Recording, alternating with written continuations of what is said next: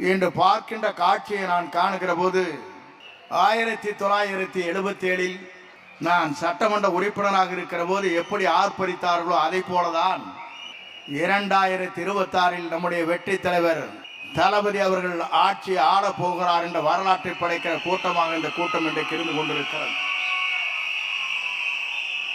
நான் பல தலைவர்களோடு சந்தித்து தேர்தல் களத்திலே நின்று அவர்களோடு பணியாற்றி இருக்கிறேன்.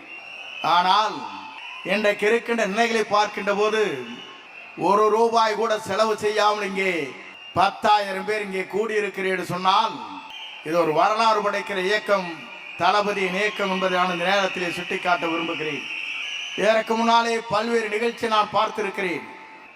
ஒரு நிகழ்ச்சி நடைபெற வேண்டும் என்றால் இது போன்ற கூட்டத்தை கூட்ட வேண்டும் என்று சொன்னால் ₹1 கோடி செலவு செய்ய வேண்டும்.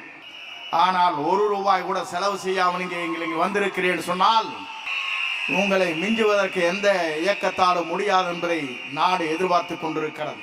இங்கே இருக்கிற நண்பர்கள் சொன்னார்கள், அவர் சொன்ன 2 வரிக்கே நாடே இன்றைக்கு பேசிக் கொண்டிருக்கிறது. பல்முனை தாக்கல் நடைபெற்றுக் கொண்டிருக்கிறது.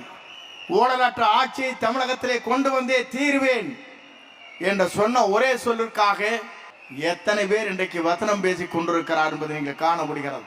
வருவார், வெற்றியை காண்பார். இங்கே சொன்னார்களே இஸ்லாமிய பெருமக்கள், அவர் இங்கே நிற்க வேண்டும் அங்கே நிற்க வேண்டும் என்பதல்ல. 234 தொகுதி அவர்தான் நிற்கிறார். அவர்தான் உடைய வேட்பாளரை அடையாளம் காட்டப் போகிறார். அந்த அடையாளம் காட்டுகிற வேட்பாளர் தான் நாளை கோட்டைக்கு வர முடியுமே தவிர எவராலும் தமிழகத்தில் இனி கோட்டைக்கு வருகிற வரலாறு தமிழ்நாட்டில் இருக்காது என்ற வரலாறு தான் வெற்றி கழகத்தின் மூலமாக இன்றைக்கு பிரதிபலித்துக் கொண்டிருக்கிற காட்சியை நாங்கள் காணுகிறோம். வருகின்ற உங்களை போன்றவர்களை பார்க்கின்ற போது மற்ற இயக்கத்திற்கும் நமக்கும் இருக்கிற வேறுபாடு இதுதான். சத்தியும் சிவனும் ஒன்றாக இருக்கின்ற இடம் வெற்றி கழகத்திலே மட்டும்தான் இருக்கிறதே தவிர எந்த கழகத்திலும் இல்லை. ஏன்னு சொன்னால் பெண்களுக்கு முழு உரிமை இங்கே வழங்கப்பட்டிருக்கிறது. இதை காணுகிற போதுதான் எல்லோரும் வியந்து போய் கொண்டிருக்கிறார்கள். வியந்து போவது மட்டுமல்ல, பயந்து போய் கொண்டிருக்கிறார்கள். நாளை காலம் மாறப்போகிறது. நீங்கள் கவலைப்பட தேவையில்லை. 90 நாட்கள் தான்.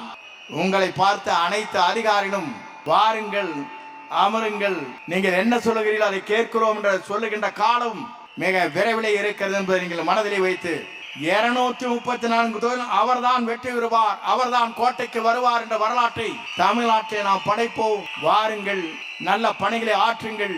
எல்லா சிறப்புகளோடும் உங்கள் பணிகள் அமைகிற போது நம்மை வெல்வதற்கு எந்த சக்தியாலும் முடியாது என்ற வரலாற்றை நீங்கள் படைத்து காட்டுங்கள் என்று அழைத்து உங்களை